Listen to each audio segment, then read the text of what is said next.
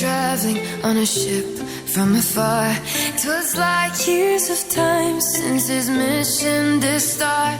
And over a village he halted his craft, and it hung in the sky like a star, like a star.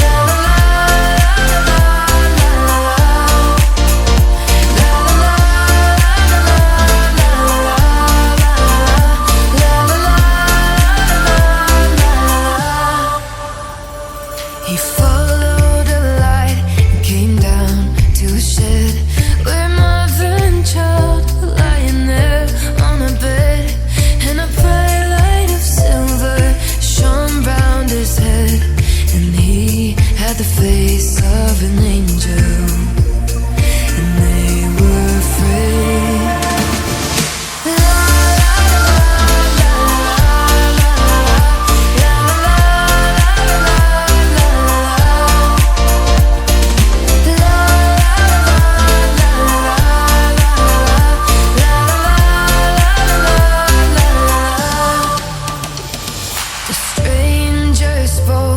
He said, do not fear, I come from a planet a long way from here, and I bring a message for mankind to hear.